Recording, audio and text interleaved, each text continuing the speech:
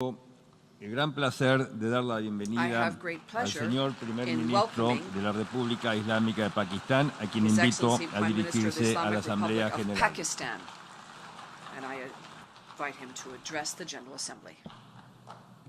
Bismillah ar-Rahman ar-Rahim. Iyyaka na'budu wa iyyaka nasta'in. Mr. President, Honorable Secretary General, Excellencies, ladies and gentlemen, I feel honored today to represent my country at this forum of world leaders, where we have a chance to discuss problems that the world is facing. I want to talk about a lot of problems, but just 4 today. And I especially came to this forum despite a difficult time in my country, facing challenges. I would not have come, but because I feel that there are some very urgent problems which the world must address. So first of all, I start with climate change. So many leaders have talked about climate change. But Mr. President, I feel that there is a lack of seriousness. Perhaps world leaders some of the leaders who can do a lot, do not realize the urgency of the situation.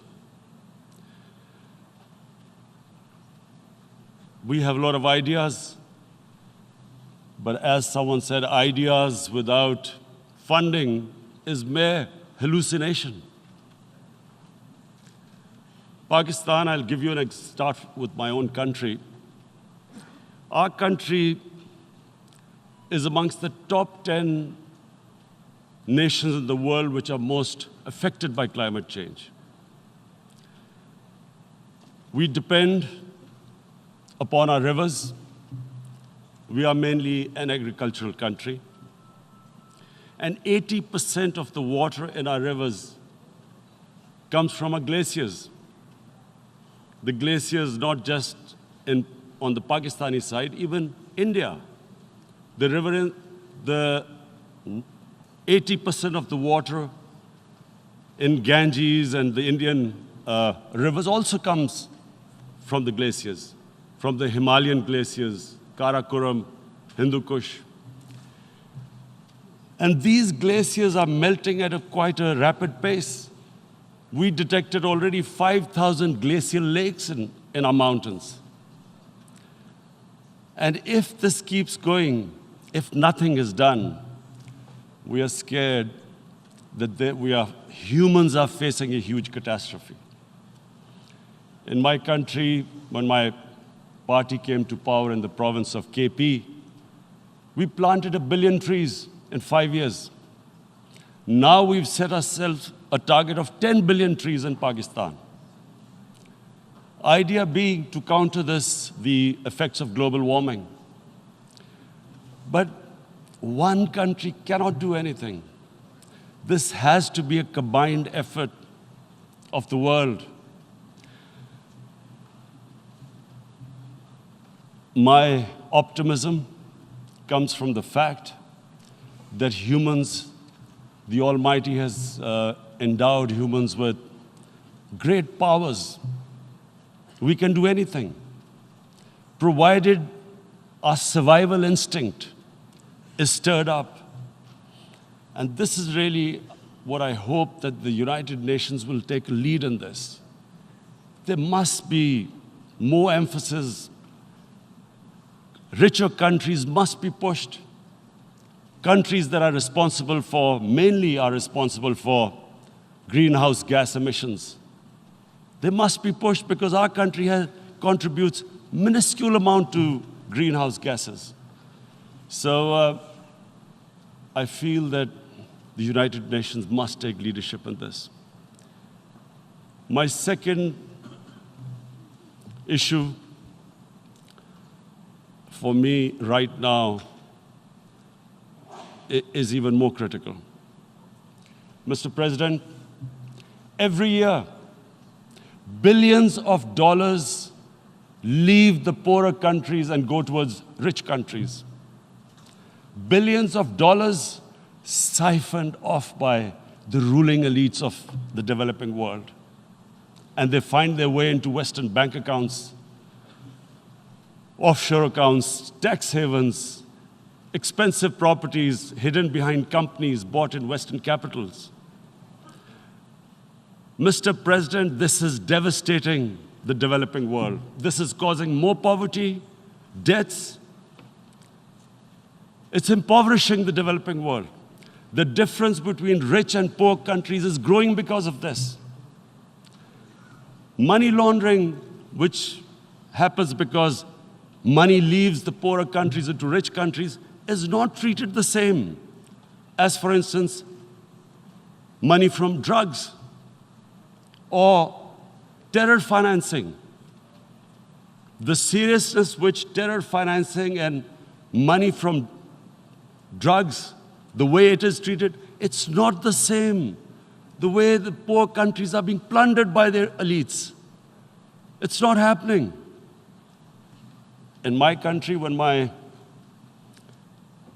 took charge of our government a year back, in the 10 years preceding that, our total debt went up 4 times. The debt we had accumulated in 60 years, just in 10 years, it went up 4 times. As a result, the total revenue we collected in 1 year, half of it went into debt servicing. How are we going to spend money on our human beings, 220 million people, when half the money is going into debt servicing? Because our country was plundered by the elites, the ruling elite.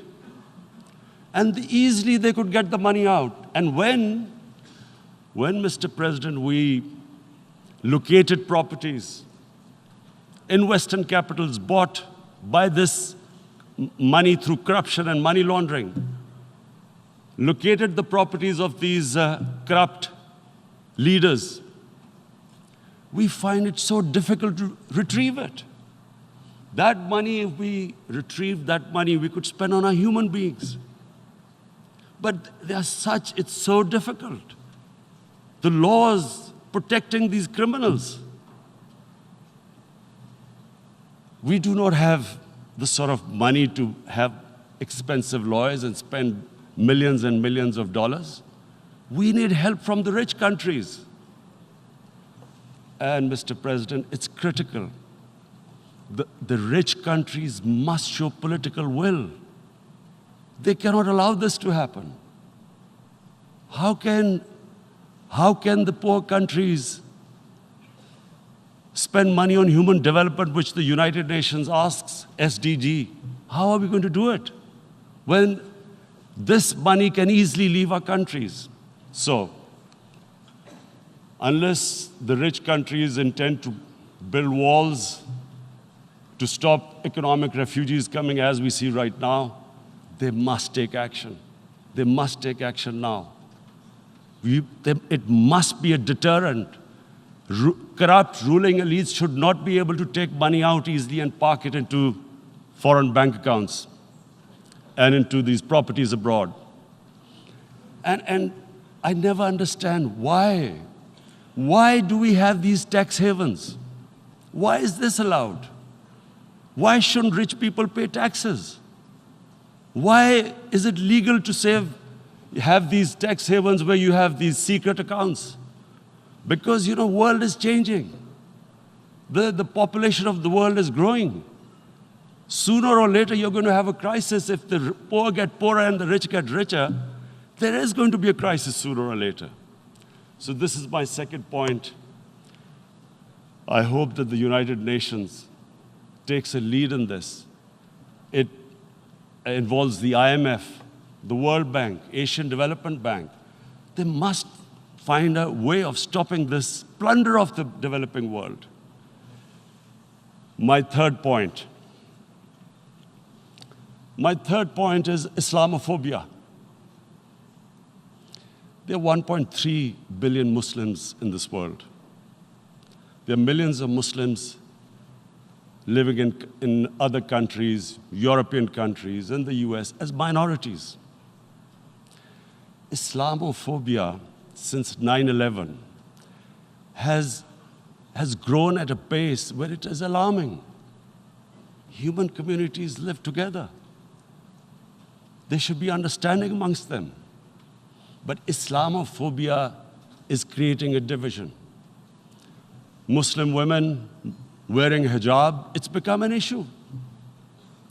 It's become an issue in some countries. Hijab is some sort of a weapon. A woman can take off her clothes in countries, but she can't put on more clothes. How is this happening? Because of Islamophobia. And how did this Islamophobia start? After 9/11. And why did it start? Because certain Western leaders equated terrorism with Islam. Islamic terrorism. Radical Islam. What is radical Islam? There is only one Islam, and that is the Islam we follow of Prophet Muhammad sallallahu alaihi wasallam. There is no other Islam. Radical Islam, Islamic terrorism, what message did they send to people in the West? And why is there Islamophobia? How is a person in New York, in the Midwest, in the US, in European capital, how is he going to distinguish between who is a moderate Muslim and who's a radical Muslim? Because terrorism has nothing to do with any religion. This Islamic terrorism, Islamic radicalism, and sadly used by leaders, this has been the main reason for this Islamophobia. And it has caused pain amongst Muslims. We in Muslim countries watch this Islamophobia traveling abroad, and it's getting worse. And may I just say, Mr. President, that in European countries, it is marginalizing Muslim communities. And we all know that marginalization leads to radicalization. Some of the people who ended up as militants in Syria and other places were from marginalized Muslim communities. And my point here is that we must address this issue. I'm sad to say that we Muslim leaders have not addressed this issue either. After 9/11, when this thing came about war against radical Islam, rather than Muslim leaders trying to explain to the West that there is no such thing as radical Islam, in all human communities, they are radicals. They're liberals and rest are moderate. All human communities, Christians, Jews, everyone has it. But Islam is not radical, neither Judaism, neither Christianity, neither Hinduism. No religion preaches radicalism. The basis of all religion is compassion and justice, which differentiates us from the animal kingdom. But unfortunately, the Muslim leadership was so scared of being called radical Islam that all of them became moderates. In Pakistan, we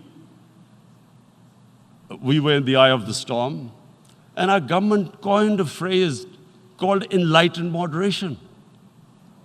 No one knows what it meant, but everyone started putting on Western suits that they were moderates, started speaking.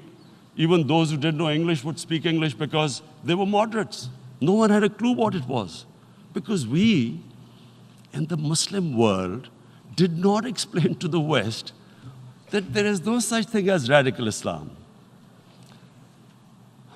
One of the reasons why, after 9/11, Islam was supposed to be equated with terrorism was suicide attacks. Because the 9/11 bombers did a suicide attack, all sorts of theories came up that the Muslims are involved in suicide attacks because they will get virgin in heavens. Some came up with, what about women, suicide attackers? So this bizarre thing happened. No one explained. Suicide attacks and Islam were equated. No one did research that before 9/11, the majority of suicide attacks in the world were by Tamil tigers, who were Hindus. No one blamed Hinduism, and quite rightly. What has Hinduism got to do with what desperate people were doing in Sri Lanka? We all know about, we've seen films about Japanese kamikaze pilots at the end of the Second World War doing suicide attacks. No one blamed the religion. But here we were trying to prove we were going to the West. But the most important thing I wanted to say here today, in explaining this Islamophobia, Mr. President, and I feel it's very important because I've spent a lot of time there, so I know how the Western mind works and how West views religion. So where the misunderstanding about Islam came. And one of the reasons it caused Islamophobia. That was, in 1989, this book was published, maligning, insulting, ridiculing our Prophet Muhammad sallallahu alaihi wasallam. And there was a reaction in the Muslim world. The West couldn't understand what was the problem. Because in the West, because I have spent so much time in the West, religion is perceived completely differently. They don't look upon religion like we do. And so, Islam was supposed to be an intolerant religion. It was against freedom of expression. And Islam took a real beating 30 years ago. I still remember it became a watershed. And Prophet, peace be upon him, there would be a reaction by the Muslims. And again, it was Islam, an intolerant religion. Again, this time, I blame a certain section of the people in the West who deliberately provoked this, knowing the impact it would have. But the majority of the people in the West didn't understand. This is where, again, Muslim leadership let the Muslims down. We should have explained to them what our Prophet, peace be upon him, means to us. So in 1 minute, I'll try and explain what he means to us. Our Prophet was the witness to the divine book, the Holy Quran. The Holy Quran is the book of guidance for Muslims, and the Prophet's life was living the Quran. He was an example of what the Quran guided us to be. So he is the ideal we all try to get to. The Prophet created the state of Medina, the first state in Islam. That state was the basis of a Muslim civilization which became the predominant civilization for the next 700 years. And what was that state? I hear such strange things about Islam, that it is against women, it's against minorities. The first state of Islam in Medina, it was the first time a welfare state was set up. The state took responsibility of the weak, widows, orphans, poor people, handicapped. It taxed the rich, spent the money on the poor. The state announced that all human beings are children of Adam, hence equal, whatever the color of their skin. The state announced, the Prophet announced that, and slavery, the whole system depended on slavery as it did for many years in the Western societies. The Prophet said that one of the greatest deeds is to free a slave. But because the society depended on slavery, he said, but if you have to, treat them as an equal member of the family. And as a result, something happened in a Muslim world which hasn't happened in any other civilization. Slave dynasties appeared. Slaves became kings. The Mamluks, slaves who ruled Egypt. In India, there were slave dynasties. And then, with minorities, again, you hear that Islam is supposed to be against minorities. Let me just make this clear. In Islam, the Prophet announced that everyone was free to practice his religion. It was a sacred duty to protect the places of worship of all religions. He announced that every person is equal in front of law, whatever his religion or his color.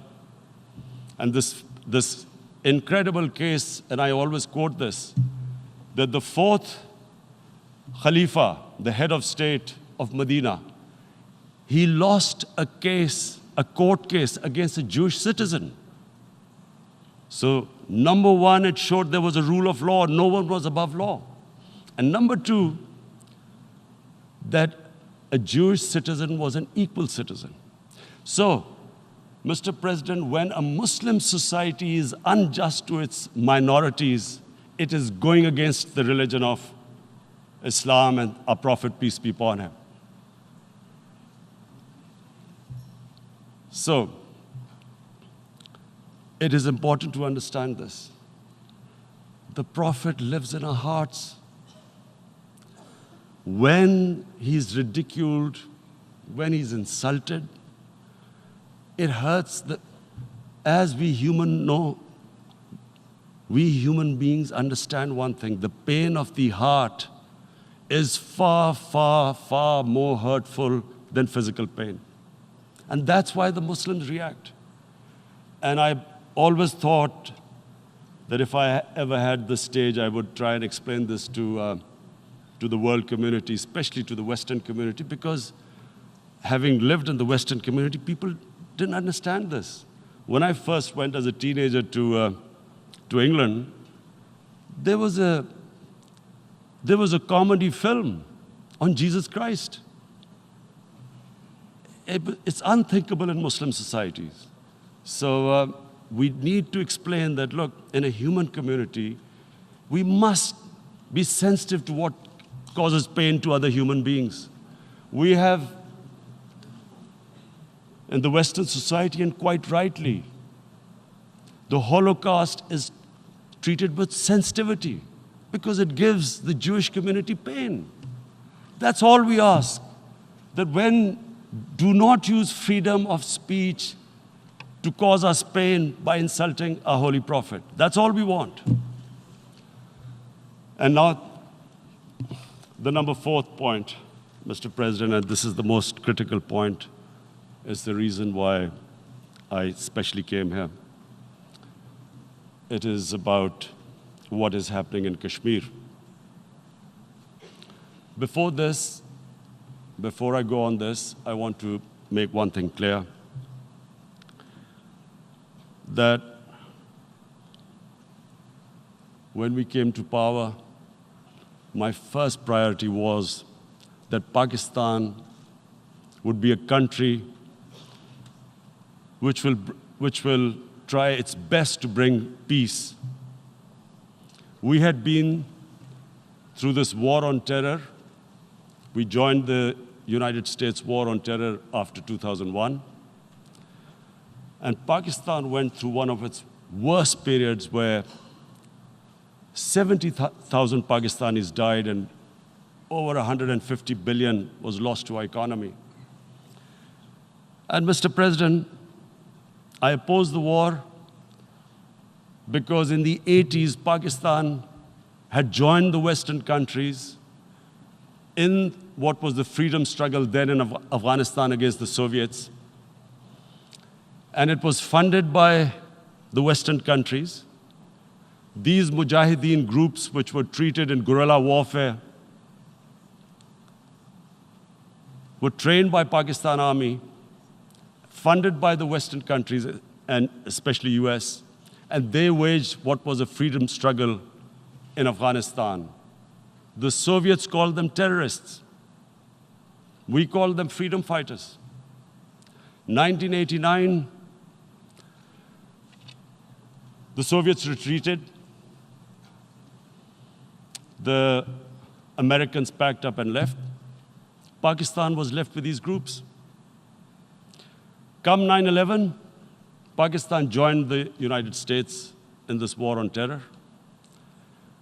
And now our government was supposed to, the reason why I opposed joining this war, because here we had indoctrinated them in jihad, meaning freedom struggle against foreign occupation.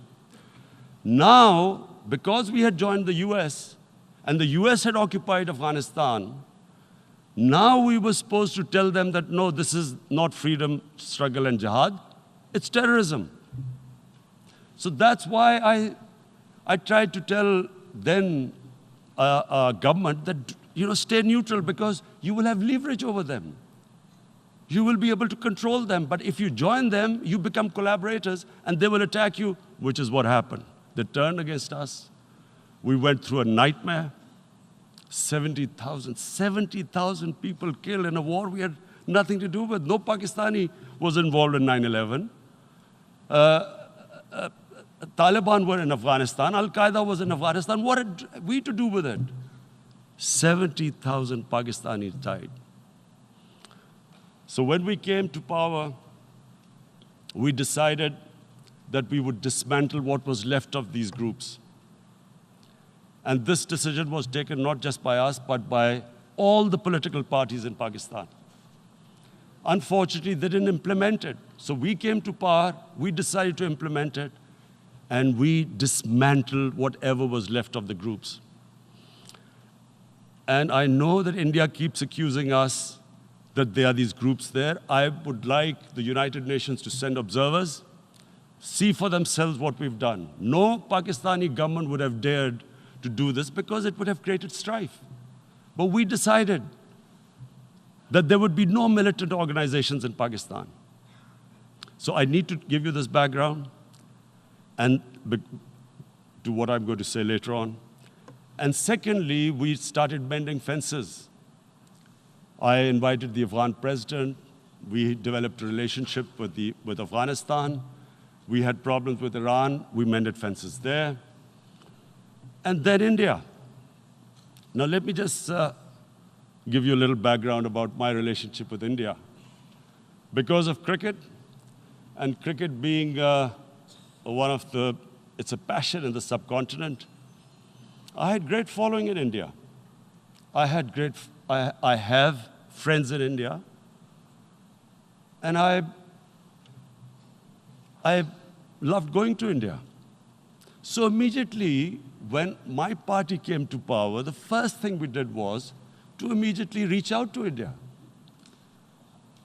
And I spoke to President Modi, and I said, look, we have similar problems. Climate change, poverty, let's get together. Let's resolve our differences through trade. Let's build a relationship on trust. Prime Minister Modi told me that, there were terrorist attacks from Pakistan. I said, we have problems with you. There are terrorist attacks which we know are instigated by India in Balochistan. We caught a spy, Kulbhushan Yadav, who admitted what the sabotage going on in Karachi and Balochistan. So we said, look, let's leave that behind. Let's move forward. Our main priority should be our people. The highest number of poor people live in the Indian subcontinent. Unfortunately, didn't make any headways. Our foreign ministers were supposed to meet on this in the UNGA last year. India canceled it. We thought that it's their election coming up. It's a nationalist, ultra-nationalist party. It doesn't want to cozy up to Pakistan. So we thought, okay, we'll wait till the elections. Meanwhile, a 20-year-old Kashmiri boy, whose father said was radicalized by the security forces in Kashmir, blew himself up on an Indian convoy. Immediately, India blamed us. I spoke to the Indian public on television. I said, if you give us any iota of proof, we will immediately take action, because we've clamped down on these groups. Rather than sending us any proofs, they sent their jets in, they bombed us. We retaliated. A jet, 2 of their planes were shot down, 1 pilot bailed out in Pakistan. We immediately returned the pilot, saying that, look, we do not want any escalation. Rather than taking that as a peace gesture, the entire campaign, almost the entire campaign of Mr. Modi in the election was how he had taught Pakistan a lesson that jets had killed 350 terrorists. Complete lie. They had just killed about 10 trees of ours, which was quite painful given that, we are growing all these trees. He then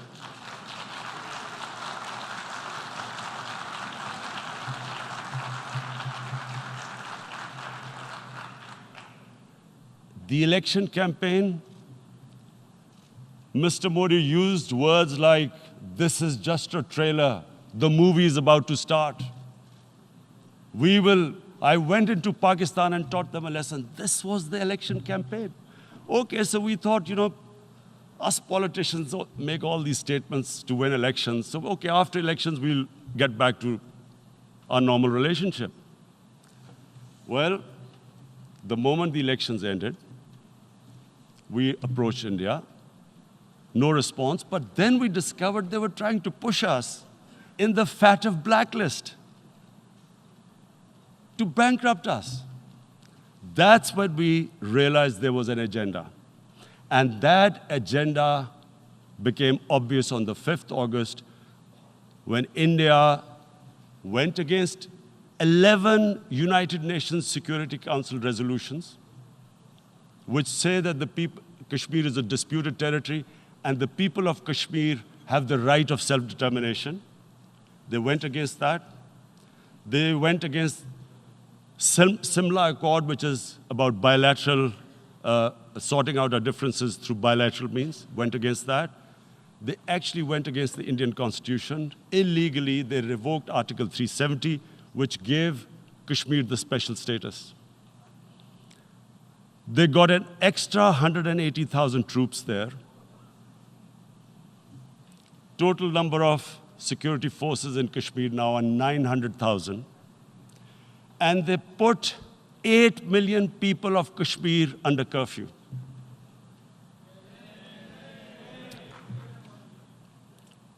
Mr. President,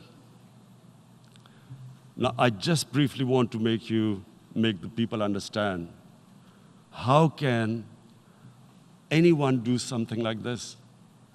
And for that, I have to explain to you what is RSS. RSS, Mr. Narendra Modi is a life member of RSS. RSS was an organization that was inspired by Adolf Hitler and Mussolini, came about in 1925. They believed in racial purity, racial superiority. They also believed they were an Aryan race like the Nazi believed they were an Aryan race. All that I'm saying can be verified. This is the time of information revolution. You can Google all this, what I'm saying. But it is very important for me to explain this to you so you know what is happening in India. This RSS believed in the ethnic cleansing of Muslims from India. At one point, there was racial superiority of the Hindu race. Secondly, it was hatred for the Muslims and for the Christians, because they believed that this golden age of Hindu civilization was stopped because of Muslim rule centuries back, and than the British rule of India. So it was racial superiority and hatred for Muslims and Christians. This is openly stated. You look at the founding fathers of RSS, Golwalkar and Savarkar. Just Google them and you'll find out. And this ideology of hate is what murdered the great Mahatma Gandhi in 1948. It was this ideology of hate that made Narendra Modi in 2002 do a pogrom against Muslims in Gujarat when he was the chief minister. He allowed 3 days for these RSS goons who were inspired by the Hitler brown shirts. They actually wear brown shirts. This RSS, the Congress Home Minister gave a statement that in RSS camps, terrorists are being trained. And these terrorists butchered 2,000 Muslims and 150,000 Muslims were made homeless. Narendra Modi could not travel to the US because of that. And I need to make you understand this background before I explain to you that what sort of a mindset would lay siege to 8 million people with 900,000 troops. Women, children, sick people, locked in as animals. In fact, of what I know of England, if 8 million animals were locked in, the RSPCA would have made a lot of noise about it. These are human beings.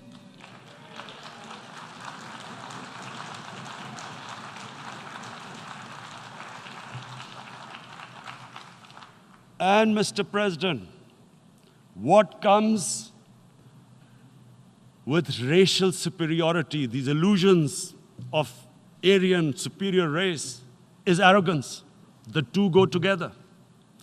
And it's arrogance that makes people make mistakes and do stupid things.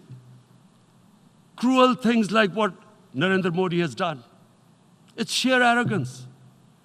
And it's arrogance that has blinded him from the fact that what is going to happen when the curfew is lifted? Has he thought about it? This hasn't been thought through. What is he going to do when he lifts the curfew? Does he think that people of Kashmir will quietly accept the status quo because India has changed the constitution and taken away the special status? They'll accept that? Mr. President, 100,000 Kashmiris have died in the past 30 years because they were denied the right given by the United Nations, the right for self-determination. 100,000 have died and 11,000 women have been raped. There are 2 United Nations human rights reports on this. The world hasn't done anything because India is a huge market, 1.2 billion people. Sadly, the material prevails over the human. But this has serious consequences. Again, I repeat, that's why I'm here. Look, what is going to happen when the curfew is lifted will be a bloodbath. The people will come out. There are 900,000 troops there. They haven't come to, as Narendra Modi says, he's done this for prosperity of Kashmir. This is supposed to be for the development. These 900,000 troops, what are they going to do when they come out? There'll be a bloodbath. Has he thought it through what happens then? Mr. President, has anyone thought that what happens when there is a bloodbath? What do you think the impact will have on people of Kashmir? What do you think they will think? The way they have been boxed in their houses, treated like worse than animals, no rights. Thousands of all the political leadership has been arrested, taken out of Kashmir. Even those Kashmiri leaders who were pro-India have been taken out.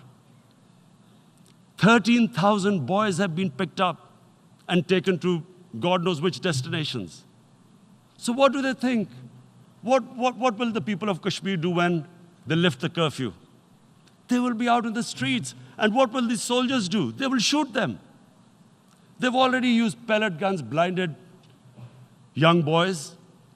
In the last 6 years, the 5 years, the oppression that has gone on in Kashmir. And so, Kashmiris will be further radicalized. Mr. President, there will be another Pulwama. And guess what? India will blame us. They're already blaming us. They're saying all this is happening because of Pakistan. One of their defense ministers said, there are 500 terrorists lined up on the border to go in. Why would Pakistan send 500 terrorists when there are 900,000 troops? What impact are they going to make? What will they do? And don't we know that the moment there is some terrorist attack, all that will happen is there'll be further cruelty and oppression of the people of Kashmir. We will just give the 900,000 troops to further crush the people of Kashmir. And then we'll give the Indian government an excuse that, look, Pakistan is a terrorist state, and this mantra that has gone on, Islamic terrorism. The moment you use this catchword, Islamic terrorism, the whole world turns away. No one talks about human rights. You can do whatever you want, which is what has happened in Kashmir, because they keep using this word, Islamic terrorism. And this is what they're doing right now. What do we benefit from further increasing the cruelty on the people of Kashmir? And why would we want this?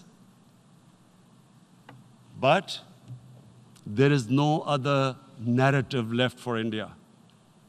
As when they lift the curfew, whatever happens, Pakistan will be blamed, and there is always a danger of another Pulwama.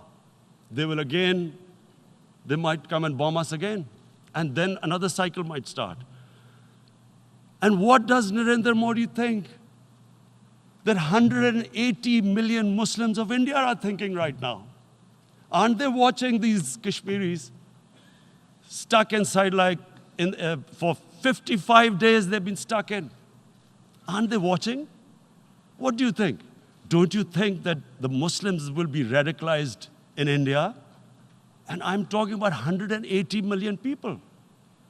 And when they get radicalized, there will be some incident in India somewhere down the line. Again, we will be blamed. And I'm warning you right now, again, we will be blamed. And Mr. President, what about 1.3 billion Muslims who are watching this? And they know that it is only happening in Kashmir because they're Kashmiri Muslims. This is not happening to Kashmiri Hindus. They know that this is happening because of their religion. So what do you think they will be thinking? What do you think the Jewish community would think if they were, forget 8,000 Jews stuck like this? What do you think Europeans would think? What do we think? I mean, any human community, if their members are stuck like that, what do you think they will think? Are we a children of a lesser God? Is it not going to cause us pain? And then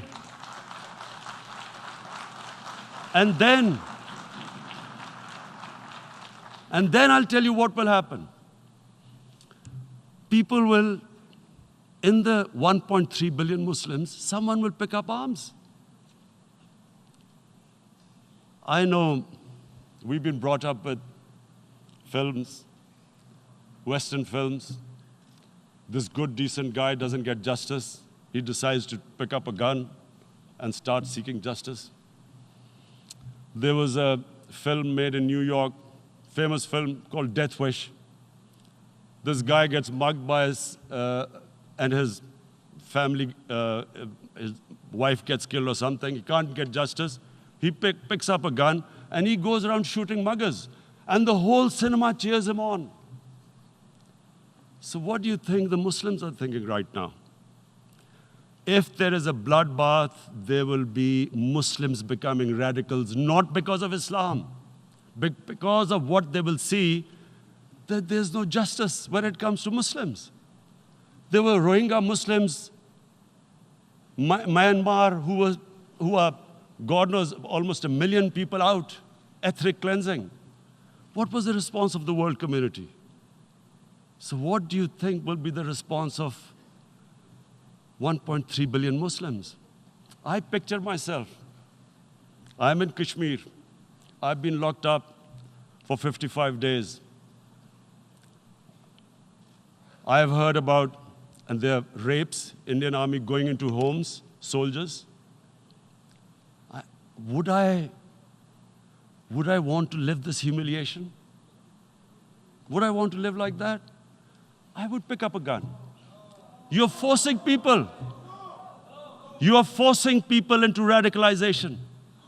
When people lose the will to live, what is there to live for? And this is what, if you can do this to human beings, you are actually radicalizing people. And so, Mr. President, I want to repeat here, this is one of the most critical times. There will be a reaction to this. Pakistan will be blamed. 2 nuclear-armed countries will come face to face like we came in February. And before we head in that direction, the United Nations has a responsibility. This is why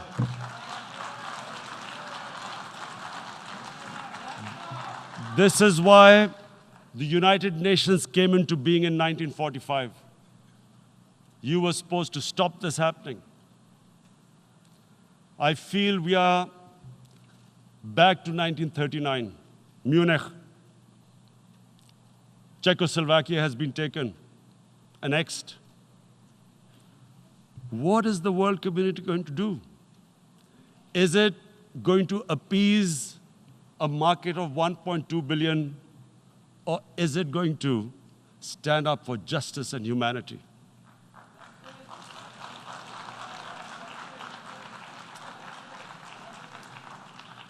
If this goes wrong, you hope for the best, but be prepared for the worst. If a conventional war starts between the 2 countries, Mr. President, if a conventional war starts, and anything could happen, but supposing a country 7 times smaller than its neighbor is faced with the choice, either you surrender or you fight for your freedom till death, what will we do? I ask myself this question. And my belief is, La ilaha illallah, there is no God but one. And we will fight. And when